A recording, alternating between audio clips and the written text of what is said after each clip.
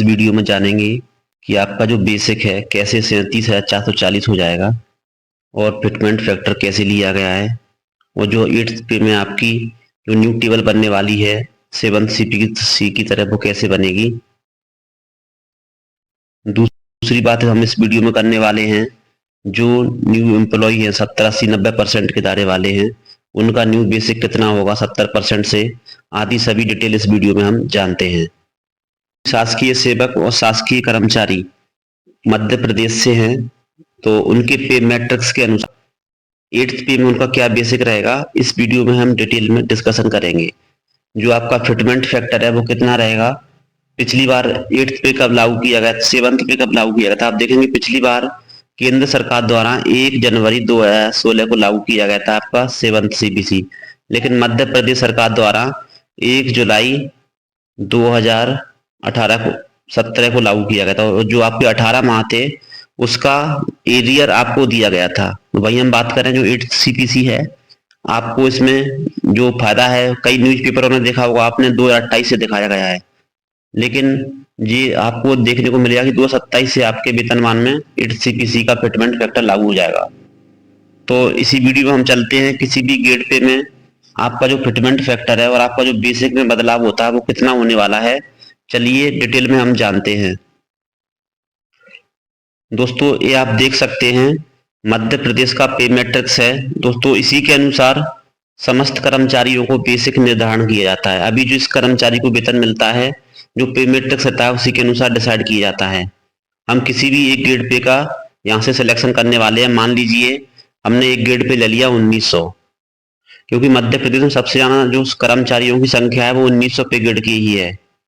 तो हम जानेंगे जो 1900 पे ग्रेड के जो पुराने कर्मचारी हैं और जो नए कर्मचारी हैं 8th पे फिक्सेशन होने के बाद उनका बेसिक क्या रहने वाला है। आप यहाँ पर हम डिस्कशन कर रहे हैं 1900 पे ग्रेड की। आपने देखा होगा ये जो स्लैब बना हुआ है यहाँ पे दिख रहा है आपको लेवल 4, यानी 1900 पे ग्रेड की लेवल 4 की जॉब है।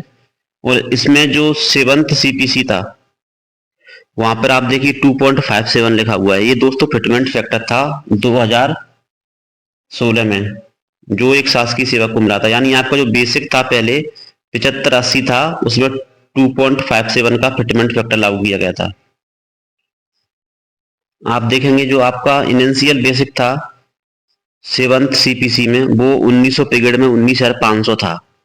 दोस्तों हर साल एक वेतन वृद्धि मिलती है जो कि 3% होता है। यहाँ पर आप देखेंगे आपकी जो वेतन वृद्धि है वो 20,100 मिलेगा, यानी दूसरे साल प्रारंभ होती है आपको 20,100, तीसरे साल प्रारंभ होती यानी आपको 600 रुपए का इंक्रीमेंट देखने को मिल रहा है। भाई हम बात करें दोस्तों अब जो 8th पे कमीशन लागू होना है तो उसमें जो फिटमेंट फैक्टर है वो क्या रहने वाला है, सबसे ज्यादा रोल अगर आपके वेतन में निभाने वाला है तो वो है फिटमेंट फैक्टर। तो कई मीडिया चैनल या कई न्यूज चैनलों में आपने देखा होगा टू के ऊपर ही फिटमेंट फैक्टर दिखाया गया है, लेकिन सबसे कम मैंने लिया है दोस्तों इस शासकीय सेवक का 8th पे कमीशन में कम से कम 1.92 फिटमेंट फैक्टर आपका देखने को मिलेगा ही। तो जो भी शासकीय सेवक हैं उनका जो भी बेसिक है आप उसमें 1.92 का मल्टीप्लाई करेंगे तो आपका जो बेसिक है वो आपके सामने आ जाएगा। यानी मान के चलिए 19,500 आपका इनिशियल बेसिक है, जब आप इसमें 1.92 का मल्टीप्लाई करेंगे तो 37,440 आपका हो जाएगा। वहीं हम बात करें दोस्तों इंक्रीमेंट की, सबसे बड़ा फायदा होगा आपको 8th पे कमीशन में इंक्रीमेंट में। दोस्तों यहाँ पर बढ़ रहे थे आपके 600 रुपए 7th सीपीसी में, लेकिन जब आप देखेंगे यहाँ पर आपको देखेंगे 1120 रुपए बढ़ रहे हैं, यानी जब आपका 3% निकालेंगे तो 1123 कुछ आएगा। मैंने राउंड पे करना 1120 ले लिया है, तो आप देखेंगे 1120 रुपए आपके एक इंक्रीमेंट में वृद्धि हो रही है। तो सबसे बड़ा फायदा आपको जो सालाना वेतन वृद्धि मिलती है उसमें देखने को मिलेगा। दूसरा जो है आपको आप देखेंगे ये आपका जो पे स्ट्रक्चर बढ़ता जा रहा है, जब आपका महंगाई भत्ता मान लीजिए 1% बढ़ रहा है, जब 7th सीपीसी में आपके देखेंगे तो इसमें 1% की वृद्धि होने पर 195 रुपए बढ़ेगा, लेकिन यहाँ पर आप 8th सीपीसी में देखेंगे तो आप देखेंगे 374 रुपए आपके बढ़ रहे हैं, यानी आपको दोनों चीजों में बहुत बड़ा फायदा होने वाला है। दोस्तों अगर महंगाई भत्ता बहुत जल्दी बढ़ेगा तो आपका वेतन लाखों में पहुंचेगा बहुत ही जल्दी। तो आपका जो नेट सैलरी है वो कितनी रहने वाली है, आप देखेंगे जो 37,440 था ये आपका था बेसिक, जब इसमें 10% आप एनपीएस काट देंगे तो 3744 जब आप एनपीएस काट देंगे तो ये आपका बचेगा 33,696, यानी आपकी जो इन हैंड सैलरी है वो होने वाली है 33,696। दोस्तों इसमें पी टैक्स, आई टैक्स जो भी कटते हैं और एचआरए वगैरह जो भी मिलते हैं वो मैंने ऐड नहीं किया है। लगभग आपकी वेतन 34,000 के अप्रोक्सीमेट बनेगी पहली वेतन।